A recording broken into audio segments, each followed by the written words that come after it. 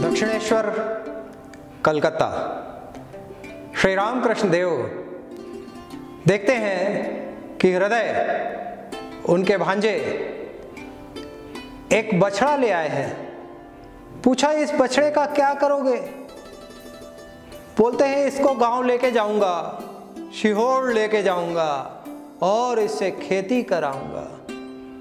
ठाकुर सुनते हैं और गहरी समाधि में पहुंच जाते हैं। उतर कर जब आते हैं समाधि से तो कहते हैं, ओहो देखो बछड़ा हम्मा हम्मा करता है, और जब वो बड़ा होता है तो उसको हल में जोता जाता है। गर्मी, धूप, आंधी, वर्षा, तूफान, सब में वो खेत में जुता रहता है, दिन भर परिश्रम करता है। और उसके पश्चात जब उम्र पूरी होती है, उसके चमड़े से जूते बनाए जाते हैं। उसके पश्चात भी उसको राहत नहीं, और तब तक नहीं जब तक उसकी आंत की तांत न बना ली जाती हो। और फिर जब वो तांत बजाई जाती है तो वो तू तू करके बोलती है। जब तक हम्मा हम्मा, अहम अहम से तू तू तक की यात्रा ही ईश्वर भाव की प्राप्ति की यात्रा है। जब आप तू तू बोलते हो, तू ही, हे ईश्वर तू ही, तब आपकी यात्रा पूर्ण होती है, तब आपको ईश्वर कृपा की प्राप्ति होती है, शरणागति प्राप्ति होती है।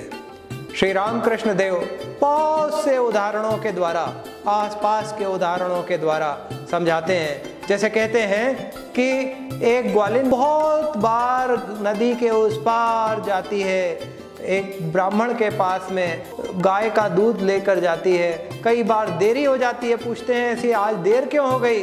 बोले नाव मिलने में देर हो गई। उन्होंने कहा, अरे नाव मिलने में देर हो गई, तेरे को मंत्र देता हूँ, इस मंत्र की शक्ति से तू आगे बढ़ जाएगी। बोले ठीक है। मंत्र की शक्ति पाके मंत्र को जप के उसने जहाँ इच्छा करती थी वो चल पड़ती थी। वो ब्राह्मण पूछने लगे, अब आजकल तेरे को देर नहीं होती? बोले आपने मंत्र दिया था, बस वो मंत्र को पढ़ती हूँ और नदी पर चलते हुए चली आती हूँ, नाव की आवश्यकता नहीं होती। वो ब्राह्मण ने सोचा कि अरे मैं तो बहुत ज्ञानी हूँ, मैंने ही मंत्र दिया था, चलो चलते हैं, मैं भी चलता हूँ।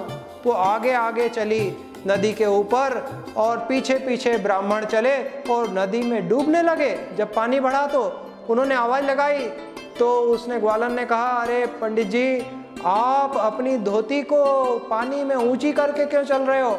जब आपको पता है कि ये मंत्र की बड़ी शक्ति है, इसमें पूरी तन्मयता रखो, इसमें पूरा ध्यान रखो, इसमें पूरा विश्वास रखो, तो आप मेरे जैसे चल पड़ोगे।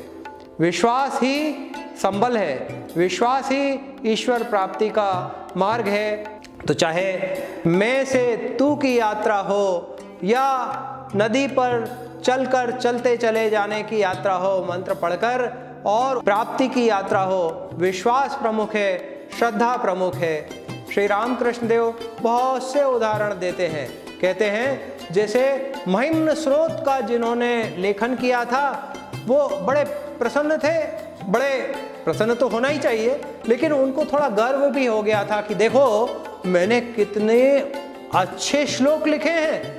और फिर जब उनको दिखाया गया कि देखो बेल के दांत में ये श्लोक लिखे हुए हैं, ये तो तुम तो इसके केवल एक माध्यम बने हो लिखने के, ये तो अजर अमर स्रोत हैं। अहंकार दूर होना आवश्यक है, और जिसका अहंकार दूर हो जाता है वो मौन हो जाता है, मौन हो जाना भी चाहिए।